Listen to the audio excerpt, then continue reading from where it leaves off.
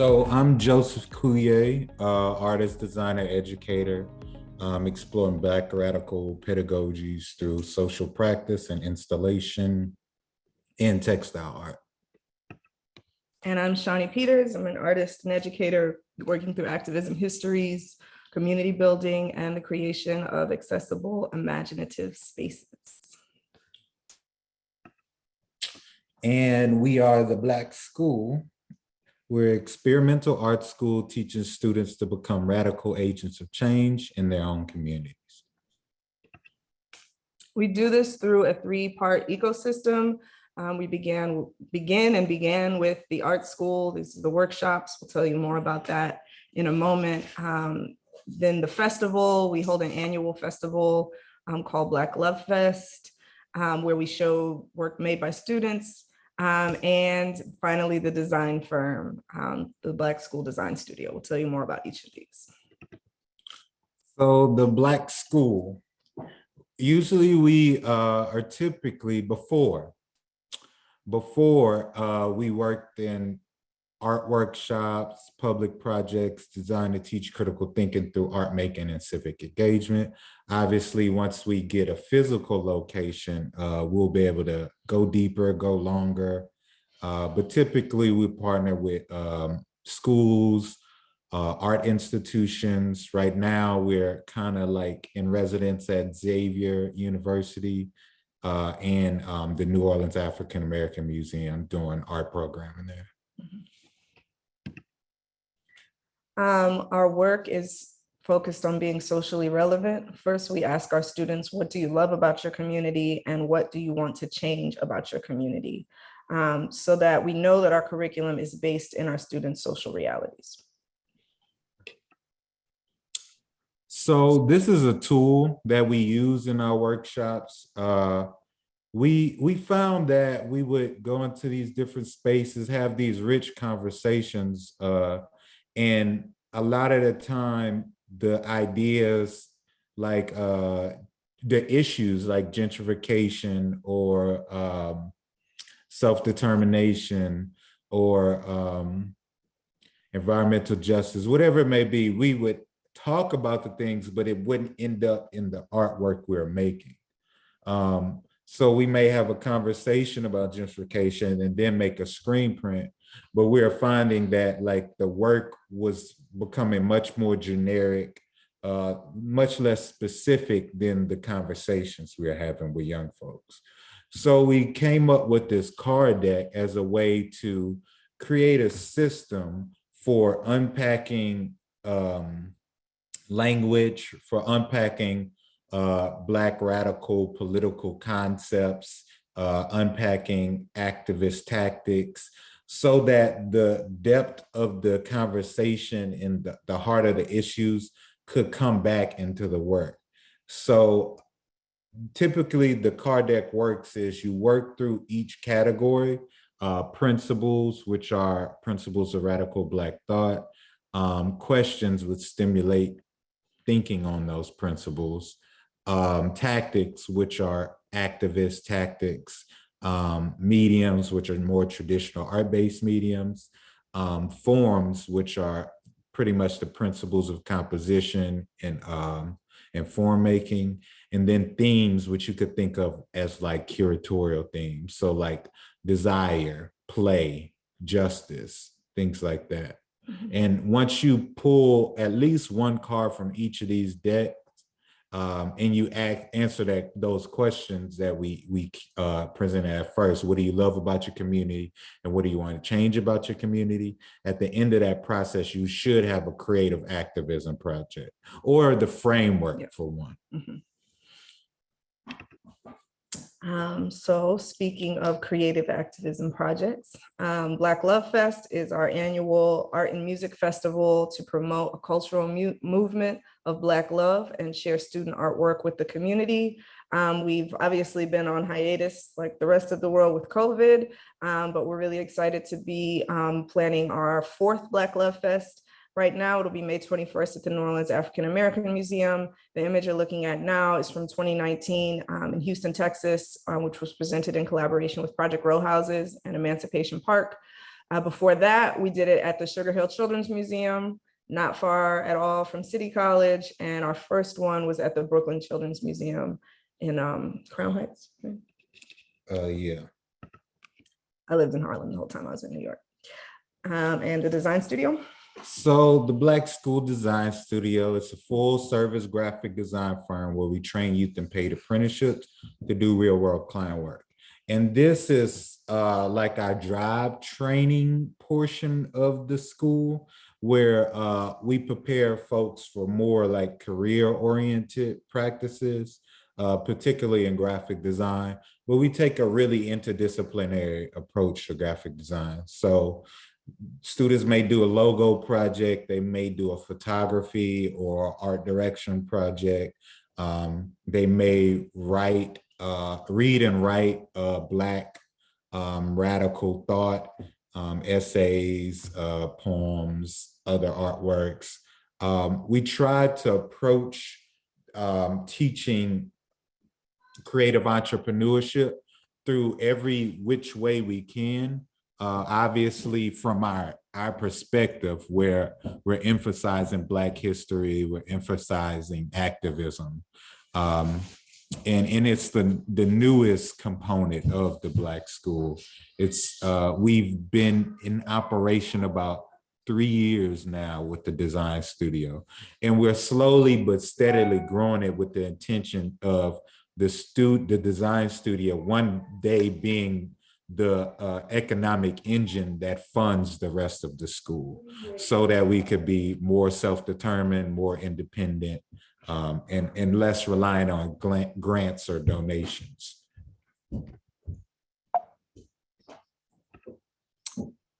So here are some of the design services that we offer: branding, logo, typography, web, social media, pretty much all the things that any other design firm will offer. But we, in addition to that, we take this this community, human-centered approach to design. So we have a 5-year-old, and yes, we're having a Zoom 5-year-old reality moment. She may appear again, but I'm back. So to kind of overview our impact thus far, we've showed you mostly work that we've done, that we did in New York between 2016 and 2020. But in total, we've now taught over 500 students, provided, organized, led over 100, probably more like 125 workshops, 3 Black Love Festivals with over 3,000 attendees.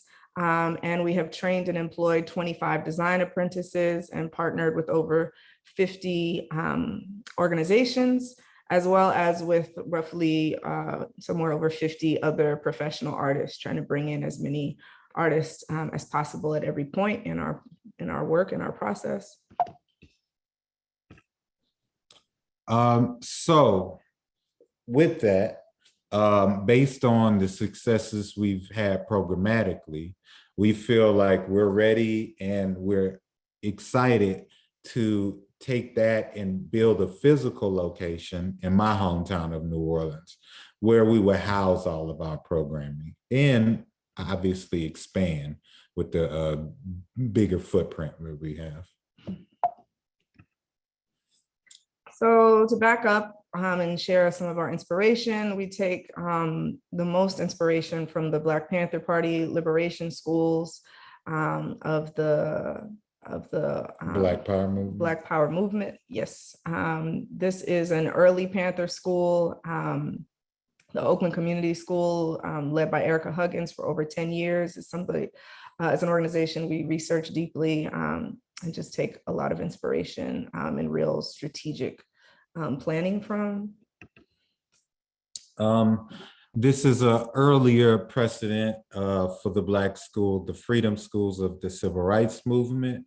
So in the summer of '64, a bunch of activists, clergy people, educators, students, all descended on Mississippi because at the time, Black folks legally had the right to vote, but the government of the state was run by the Ku Klux Klan. So in practice, Black people didn't have the right to vote. So activists went to the state, they set up all of these freedom schools, amongst other initiatives, to teach basic reading, writing, arithmetic, but also political education. So this model of teaching civic engagement within the community is an early inspiration for the Black School. Yeah, and specifically to the building of the schoolhouse, we take a great deal of inspiration from the Washington Rosenwald schools. So Booker T. Washington, along with the philanthropist Julius Rosenwald, developed an initiative to build and successfully that built nearly 5,000 Black schools throughout the Jim Crow US South. So this is my grandfather, Joseph Cuillier Sr., in 1971 at Lincoln High, which was formerly known as Rosenwald High. And after his passing in '89, the school was named after him and is currently named Cuillier Career Center. So this legacy of Rosenwald schools, of building as a tool for liberation is a legacy we're actively and intentionally working in. Mm-hmm. Joseph's grandfather's was an educator. His father is my father, retired 5 years ago after teaching 50 years between middle school and college, mostly in Black studies programs.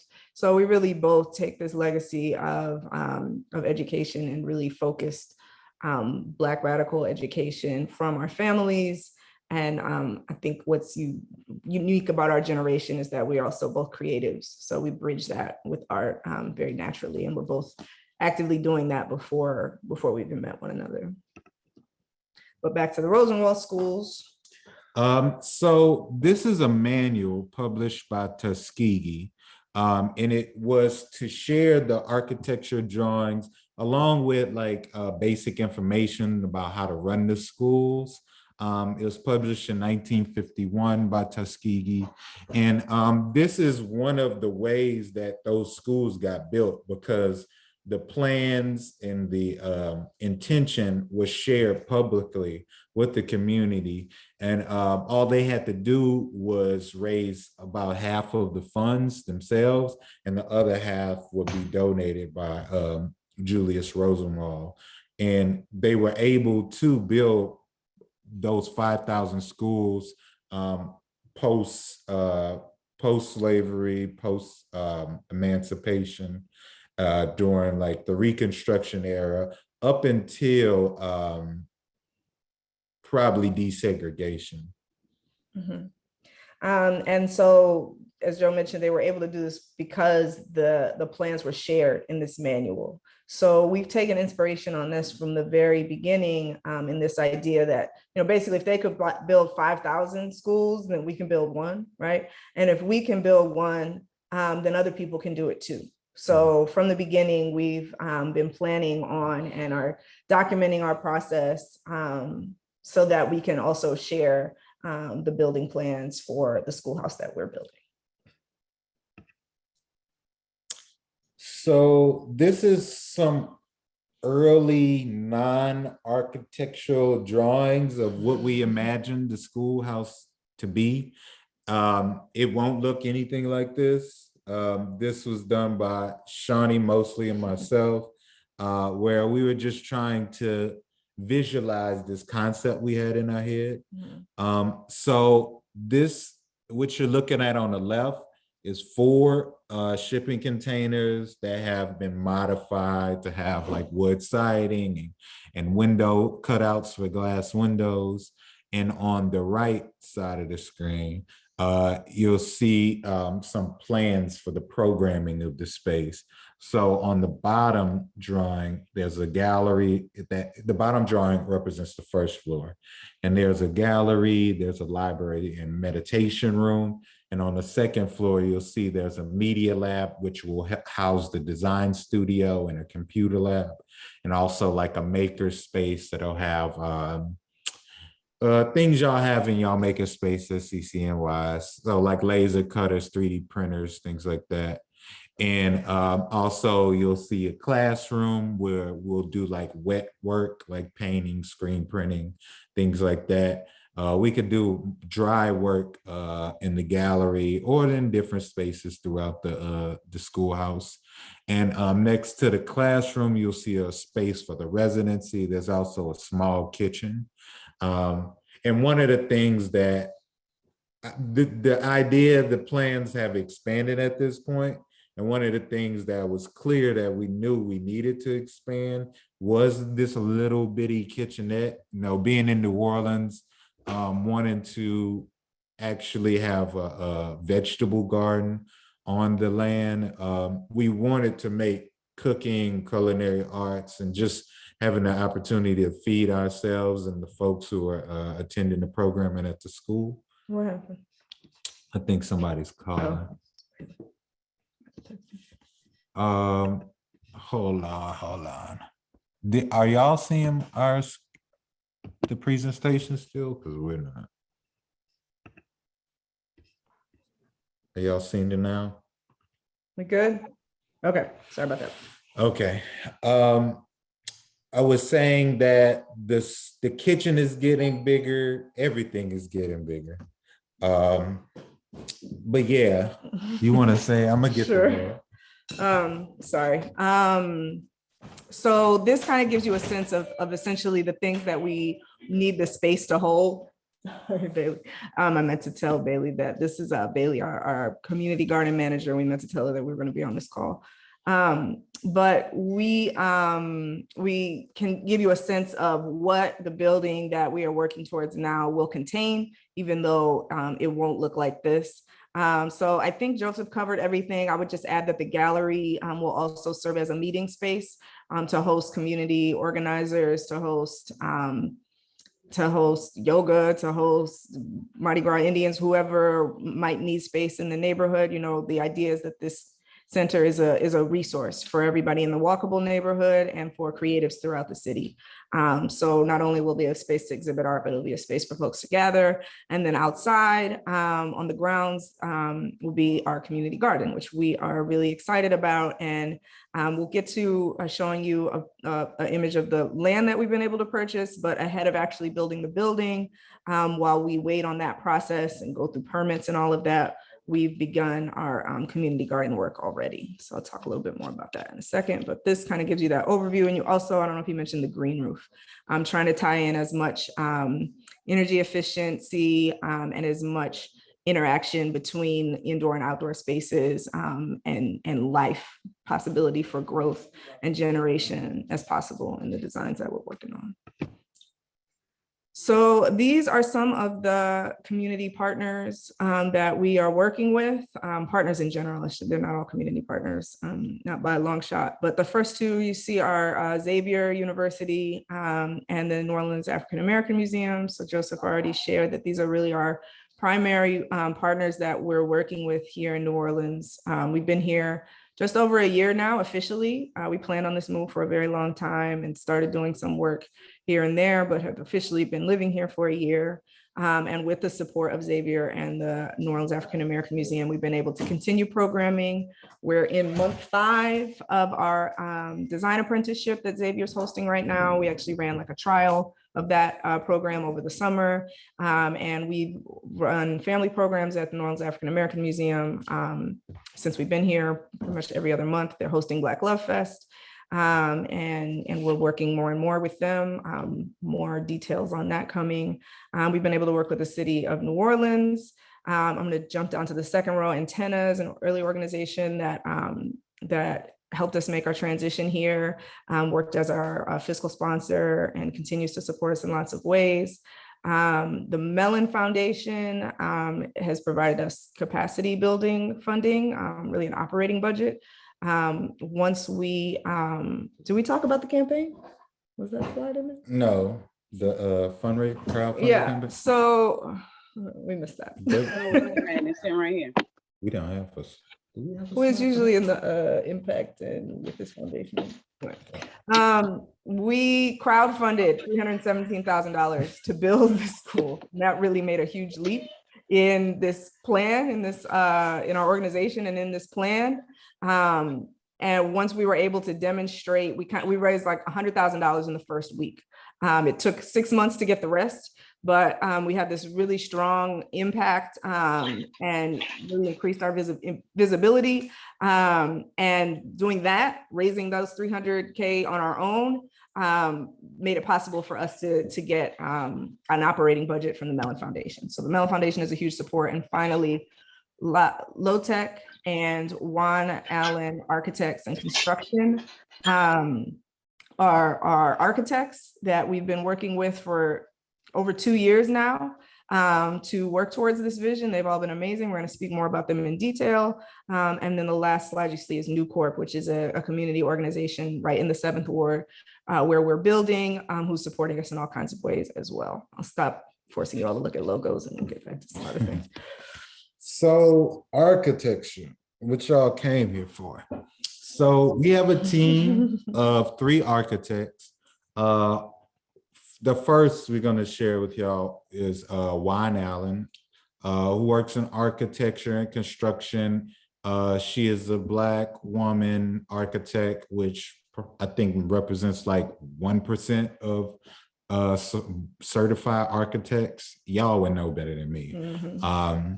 But we've been talking to Juan for like a million years. Yep. How long? We met her in 2018. Someone referred her to us. 2018. So like from the very first like spark where we thought of this idea, Juan has been kind of like being gracious enough to walk us through this process and just be a supporter. So she is lead architect on the project. Here's some examples of her work. This is a local commission of a more traditional New Orleans house, as you can see.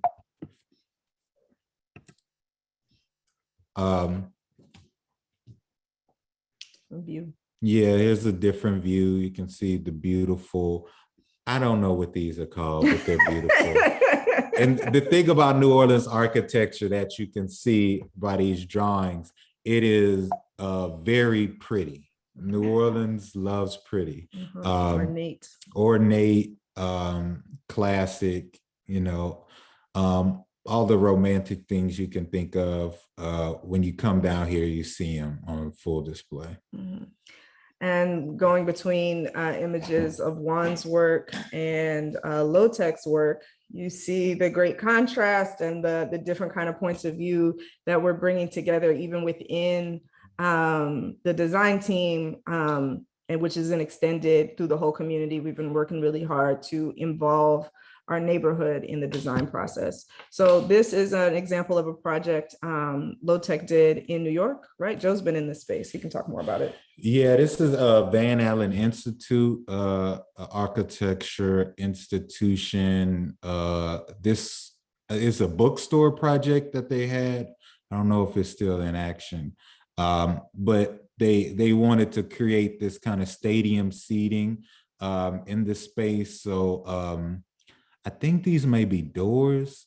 I know they're upcycle materials that Low Tech created this kind of, what is it called? Oh, amphitheater. An amphitheater, where the like interior of the bookstore kind of starts to meet and form new spaces with the storefront and the sidewalk in front of it. You can see like the big doors open up and it makes space for meeting, for educational opportunities. So they're really big on upcycling, on taking industrial materials and remixing them, reimagining them. And these are some examples of what they've done in like the educational spaces. Mm-hmm. So this is a school that they designed in South Korea using shipping containers. So you could tell from that early slide, the slide that we showed from before that we made before we had the pleasure of meeting Ada and Giuseppe at Low Tech. we had this idea that we wanted to use shipping containers. And so at that point, it was very experimental, and this big unknown to be kind of figured out. We had spoken to Juan. She had also been curious about shipping containers, but had not worked in them before, but we were ready to figure it out.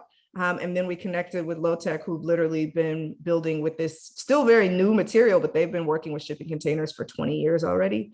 So it's really changed the game. It means that we don't have to experiment. We get to really build something secure with knowledgeable people that know exactly what they're doing in this neighborhood, which is what people deserve, right? They don't really deserve to be experimented on. So we're so excited to have Low-Tech working with us. It's another example of their work. Yeah, this is another educational space they designed for the Whitney Museum. At the moment, I think they maybe were doing renovations or just outgrowing their space. So they created this this cube of 6 shipping containers stacked on top of each other with these angular window cutouts, which are Low-Tech signatures. And it's one of my favorite projects by them. It looks like a spaceship from the movie Alien. But you can see like super inspirational spaces to learn in, and just a reimagining of what recycled, sustainable architecture could be. And also mobile, right? So this piece actually, when the Whitney moved out of that building, this piece went, I think it's Socrates Sculpture Garden. So yeah, there's so much possibility with shipping containers. It's just amazing, and it's been really inspiring to learn more about and to be working in. So coming back to New Orleans. So on the right is the land we bought to build our own Rosenwald Washington school. It's 8,000 square feet of land. Excuse me. It's in New Orleans 7th Ward. Very near. I don't know if y'all are familiar with New Orleans geography, but it's near Claiborne, the Claiborne overpass, which has been like the subject of conversation nationally. It's one of the 2 streets, I believe, that's mentioned in the infrastructure bill, because it was an overpass that was built through the middle. Yeah, you can see a peak of it right there. It was built through a middle of a thriving Black community in a business district. And that history is very much still alive. It's a community of Creole Black folks who've been there even before emancipation, living free, living craftsman lives, working in the building trades and the art trades. And the intention is to tap into that legacy and that history and that ancestral practice, so that we can be a part of that in the 21st century. Yeah. So the image on the right is kind of the open lot, what it looks like when we first were able to close on it. The image on the left is the first public event that we held on the lot back in November, did a community cookout and storytelling event, invited artists, activists, and historians from the city, throughout the city, to come and speak to the legacy of the city and the neighborhood specifically, to really set the intention for the goals and the visions that we have for this space. And to back it up a little bit, this is like us sharing the community engagement we engage in the process of building the schoolhouse. It was super important for us to at every step of the way be in conversation. And this is not that's not the first community engagement we did. That was the first community engagement we did on the land. But even before land, we're talking to people, we're doing workshops and surveys. And this is one of the workshops we did at the New Orleans African American Museum, which is maybe like a couple minutes away from our lot, in a neighboring neighborhood, the Treme, which is the oldest Black neighborhood in the country. So what we did was we created these shipping container models out of cardstock, and we got collage materials like colored paper, markers, glue.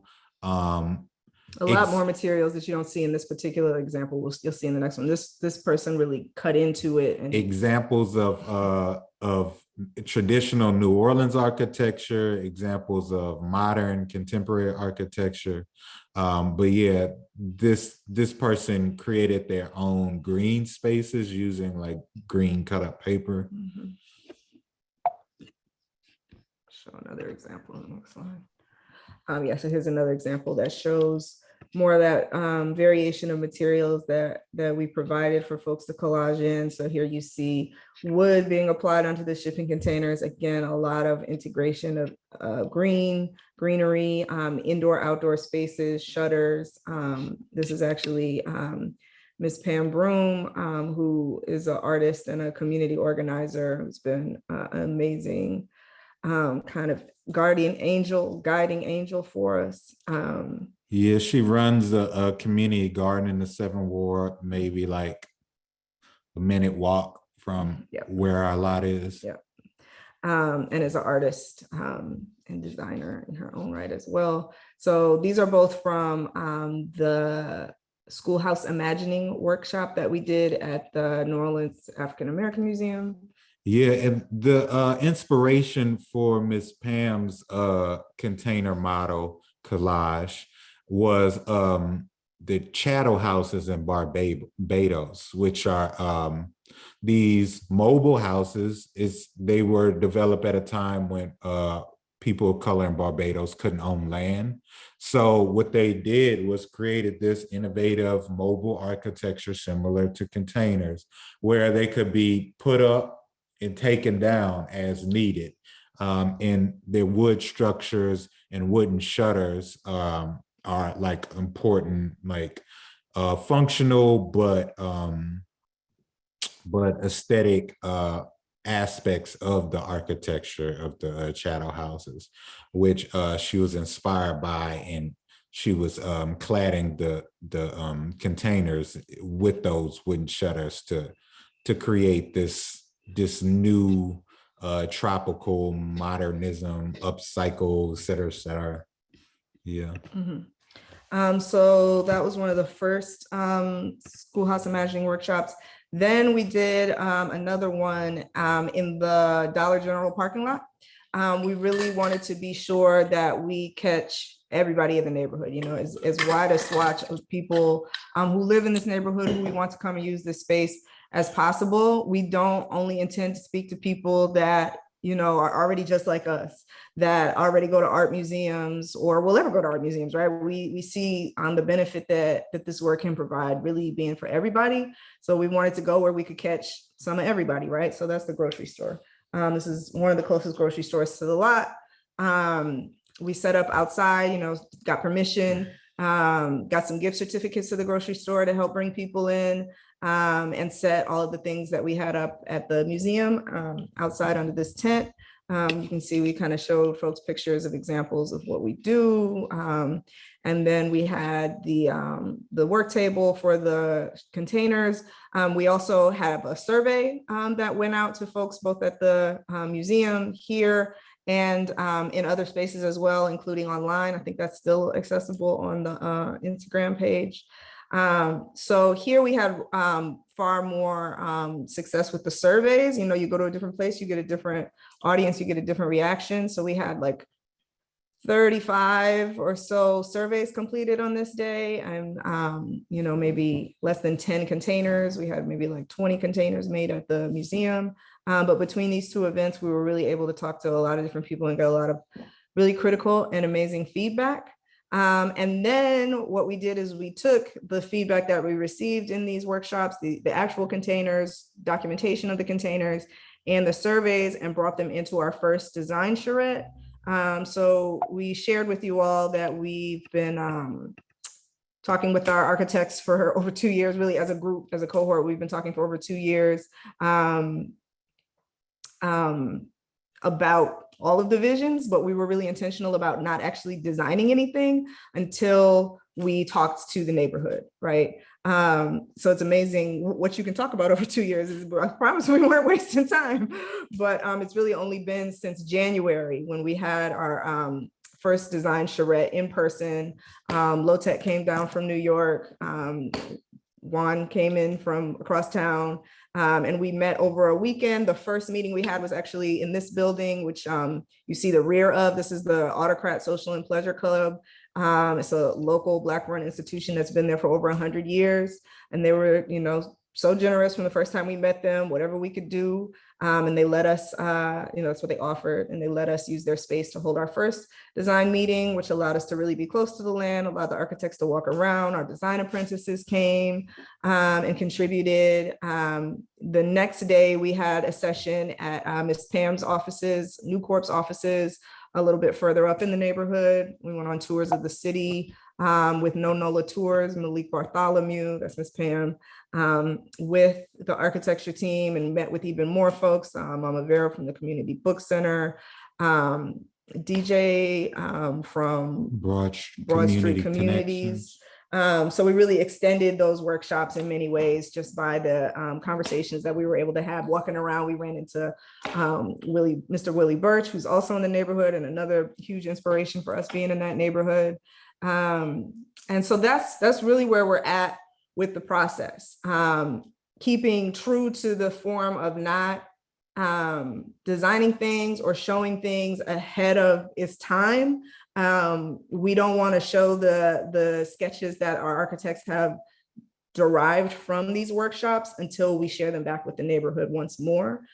So we are going to do a final few rounds of community engagement to share back the first draft of the drawings that they create in response to these engagement sessions. We're going to share those back with the neighborhood in the next couple of months. From there, we'll complete the initial drawings, submit that into the city's permitting process, which takes 6 months to a year. Sorry, that's my mom calling this time. Can y'all see the presentation still? I feel like they never missed it the last time. So from there, we'll take that to permitting. That's 6 months to a year. The construction process with containers is short. So that's hopefully a year or less. And so we're looking at two years, having the school up in 2 years from the point that we get the permit application in. And as mentioned before, with documenting throughout the process to also release an accompanying schoolhouse design manual that shows other folks how they can do the same thing. That is the presentation. So yeah, we're happy to answer any questions, anything we might have left out through phone calls and 5-year-old hunger needs. So I just want to say thank you. And I don't know if you could hear the gasps of support in the audience presenting and the interest in your work from my colleagues here at the Spitzer School of Architecture. There are a number of architects in the audience I think who would love to help you, but it sounds like you've got plenty of great advice where you are working now. The people with whom you're working now. I do have a question, which is, and then I know other people will as well, which is, how do you work with your design team to take the data that you've accumulated through all the community meetings and incorporate that into a project that represents such multiple, the viewpoints and goals of multiple voices? Well, I would struggle myself to think about how to I admire the democratic vision of your democratic vision. I admire your process. And then I wonder, how do you make the decisions about how the synthesis happens? Well, there's no way to design a building that's any good based on data. So we didn't approach it like data scientists. We approached it more so like artists, like community members, like folks who deeply cared about what our community wanted and needed from us. So it doesn't look like everything everybody said is going into the thing. So it took a little bit of instinct. It took a little bit of going with our gut. It took a little bit of aggregating like what was coming up most, like what folks were most interested in most often, and distilling that down to something that will result in the community seeing their wants and their needs and their dreams and desires reflected, but also us building a functional schoolhouse that was affordable. You know, we couldn't give everything priority because then we wouldn't be making that reproducible model that we want to make. But I think modularity is important. It's important for us, especially in a manual, to give a lot of possibilities, because if we want people to take this ball, pick it up, run with it, we gotta make space for folks to tweak it and make it their own, you know, and get in their given environment. That's what's so successful about the Rosenwald manuals, right? It's Yeah, they do provide a lot of options. Yeah. And also in the manuals, and the only thing I would add to that is a focus on programming, right? As much focus on how the spaces are used as on, you know, questions about what would you like the space to look like, right? Which is true to our work, right? We're deeply involved in this process because we intend to use this space, right? And we do a lot of different things and work in a very multidisciplinary way. So asking first, like what resources people are interested in, people need, then helps make those decisions. And really, you know, in terms of people, never mind design and art, people respond to need, right? So when we're talking about providing things that can be a real tangible benefit, then that becomes a priority, I hope, and I think, and so far has been the case, even over, you know, small details about what a thing looks like. okay. Are there questions? Marvin has his hand up in the chat. In the chat, Marvin, please ask your question. Okay, well, first, thank you, Professor Gutman. Thank you so much for the presentation. I want to apologize. I missed a part of it. I was running from another meeting. So my question might be redundant, so I apologize, but it's a two-part question. I mean, one is, as I was hearing the parts that I did hear, in terms of like community, with some of this inspiration also like thinking back in terms of like freedom schools and things of that nature. That's one part of the question. And the other part of the question, are you also working with other communities across the country that might be doing tangentially similar work? Yeah, well, we are trying to share, right? And be in network with folks, and definitely recognizing that other folks do this work and have been doing this work. You know, we both kind of come from like this social, or have been trained in this era of social practice art, which people have been doing way before there was a title for that, you know? And so knowing that, we know that there's, that this work is happening and that there's need for space for this work to happen in, and like improved space as well. Going back to what I just said about affordable and inspiring, right? Yes, need it takes precedent, but there's also the reality of like just the different experience of learning in a space that's like nothing you've ever been in before, right? That's designed especially for you. And so we think that community organizers and educators around the country deserve that, you know, and not to just be kind of cloistered in like the basement of a community center that's got leaking walls, you know, right? We've seen as teaching artists and working in New York and being able to work in the spaces that we're able to work in New York, we've seen the difference that that makes. And yes, definitely taking tremendous inspiration from the freedom schools, the liberation schools of the Black Panthers, HBCUs. Joe's a graduate of Prairie View at HBCU. My father taught in the Black Studies department for 30 years. So we also know the benefit of, you know, learning on our own terms and learning from one another, and prioritizing and centering our own experiences, and what that does for an education and a space that education happens in. Thank you so much. It does. Yeah, I was, yeah, thank you so much. Absolutely. Jerome, you have a question? Yeah, can they hear me on there? I think if you speak up a bit, can you hear us? Yeah, pretty well, but if you speak up a little bit, that'd be even better. I'll try to shout. We're Thanks. Technology, which is part of my, first off, thank you guys so much. This is just amazing. Thank you for your generosity to really put together this talk for us. We all know how much work that takes, so just thank you so much for sharing your process. You know, and there's, I think as architects and educators, seeing even from the first slide of that card game that you created, all the way through thinking of really demonstrating for us and really showing us from your, you know, interdisciplinary lens, how, you know, architecture is this process of actualization of like ourselves and a community. So really seeing how that the building of the building itself becomes part of this pedagogical project, which I'd love to talk about for hours and hours. It's really great and fascinating to see.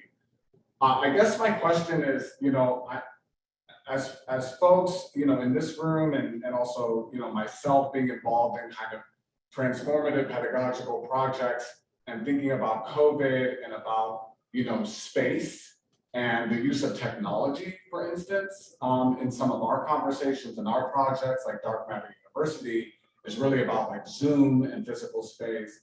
But I think you guys have this slightly different position that's quite fascinating around this like not return, but sort of emphasis on the craft traditions. So I'd just be curious to hear a little bit more about how maybe that's coming up for you in your artistic practice and our artistic pedagogical practice when we think about what a school is in the 21st century and those craft traditions.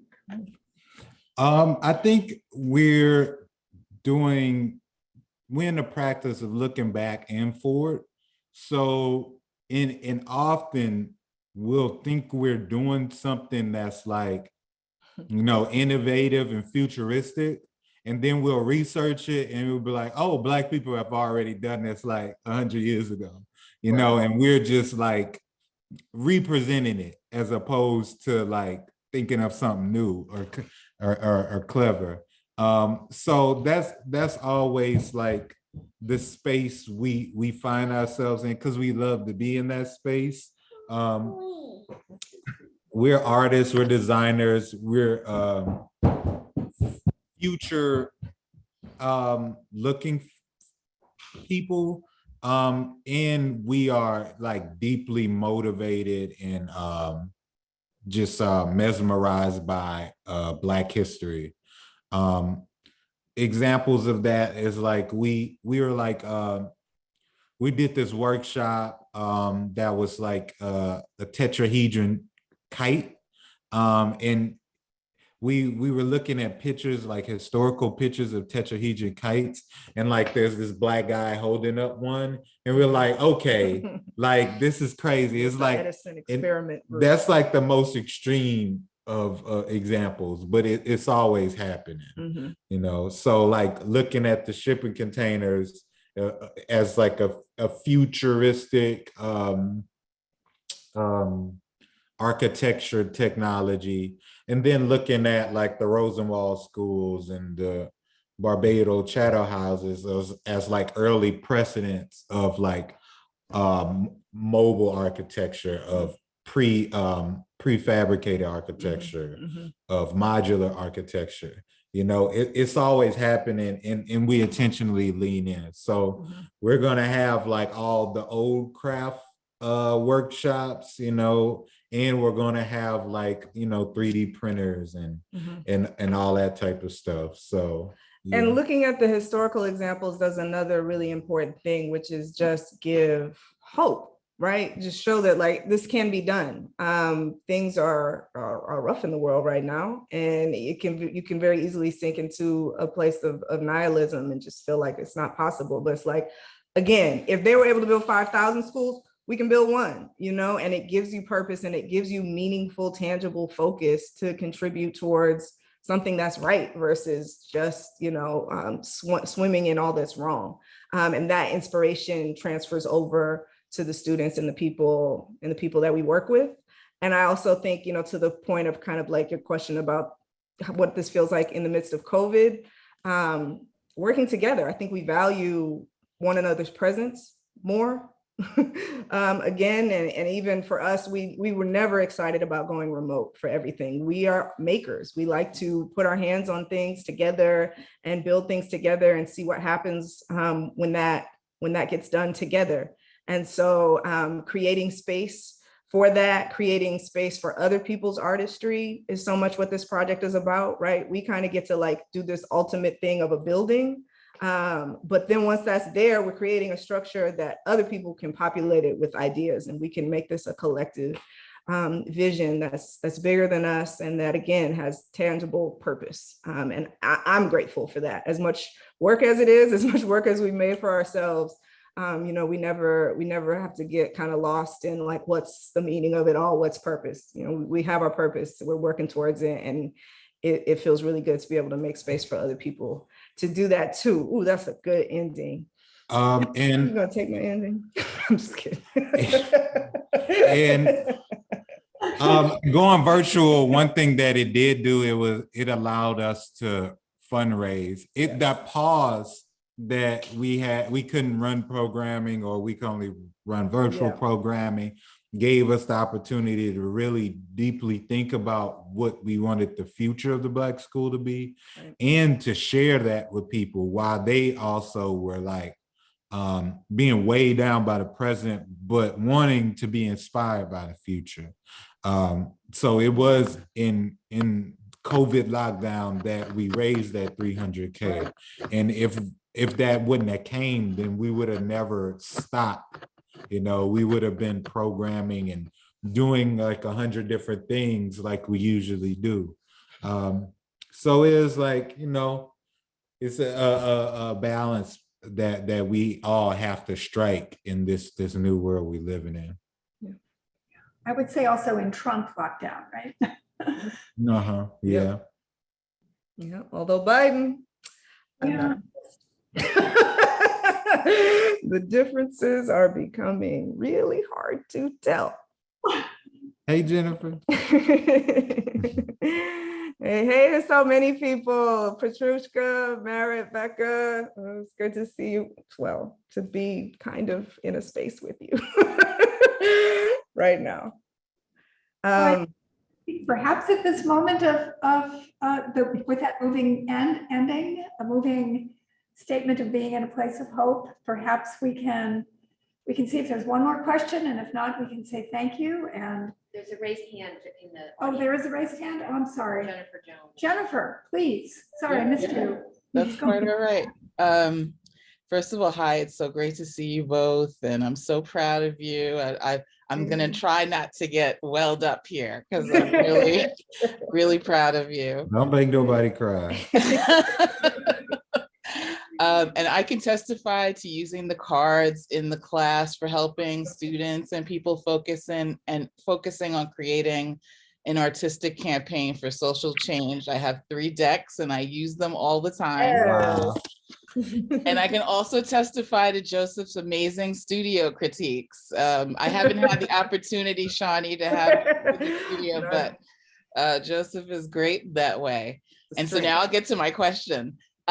So how are you seeing your activism changing now that you're in a specific site location? So I know you said you would go longer and deeper, but can you be a little bit more specific? Yeah. Yeah, I mean, the fact that we're working on a garden right now, right? That's the long game, right? Because like trees, right? We're talking about planting trees. We're talking about seeing a vertical garden grow up a building over years and being able to feed people. And we're figuring out now as we build this garden ahead of the building, right? We can run programming with the museum and with Xavier, but to do something on the lot, we're realizing that we need to be pulling from the garden. So we're working with teaching artists about doing art workshops on the lot with a greenhouse and planter beds only. We don't have those yet, but we're building the greenhouse this weekend. And we're, inviting community to come in and do that with us. So it's just about doing things that will actually stay. Right? If we did, for instance, we've done these pyramid building workshops in multiple places, in multiple cities, but you build it up, maybe the space can hold it up for a few weeks and then it comes down like an art exhibition. It's a similar structure to this Baldwin colored on this one, to this geodesic dome greenhouse that we're going to build on Saturday, but this gets to stay. Right? This gets to stay and it gets to increase its purpose and extend its purpose. And I think that's a pretty good metaphor for the way everything we're doing will be able to function once we have our own space to operate in. Yeah, I add to that, just like these dreams or like this inspiration from like Black self-determination that's been at the heart of the project, being rooted, deeply rooted, long-term, gives us the opportunity to actually realize that. Yeah. Because like there is no revolution without land. We have land now, there is no self-determination without interconnectedness and community. And we have that. We're building like deeper connections with the institutions and the individuals in our community. We got neighbors, we just did this past weekend, we're feeding folks at the church around the corner from the lot, so that's just the start of building like these deeper connections that realize this Black nationalist dream that the Black school it comes out of, because we can not just build the institution for ourselves, but support and work with other Black institutions that are like around the corner or up the street or across the city or through the region or nationally or internationally, so those deeper connections, those deeper roots allows us to be more self-determined.